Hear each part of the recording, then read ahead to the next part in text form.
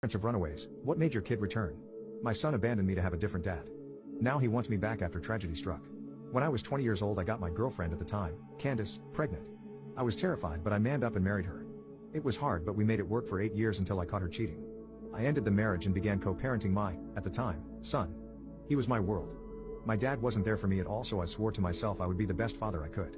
I had my then son every weekend. I was always on time and ready to go.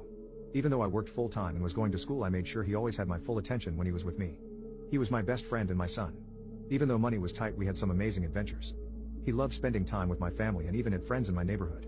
I thought we were doing well until he was around 11. At that point, he started to not want to visit me.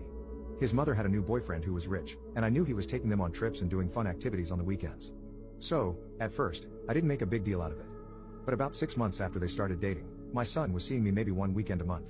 After about 9 months he stopped coming altogether. After 3 months of calling, chasing, and begging, I was getting nowhere. So my family came together and hired a lawyer to sue Candace for parental alienation.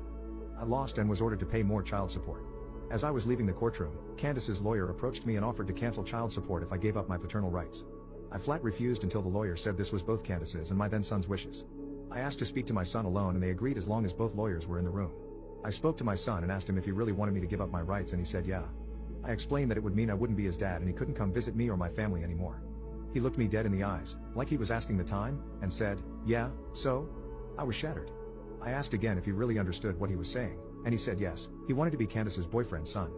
I signed the papers that day. From that day, until 2 days ago, he never spoke to or contacted me, or any of my family. It literally almost killed me. I started to drink and stayed drunk for weeks. Finally, one day, I drank until I passed out. I would be dead now except the mailman dropped a package addressed to me at my neighbor's house and she saw me convulsing through my window and called 911. I spent 2 weeks in the hospital with aspiration pneumonia. After that, I moved back to my hometown, got a new job, hit the gym, and spent 4 years in intense psychotherapy. I was finally able to let it all go and move on with my life. About 6 years after my move I met my now wife, and she had an 11-year-old son.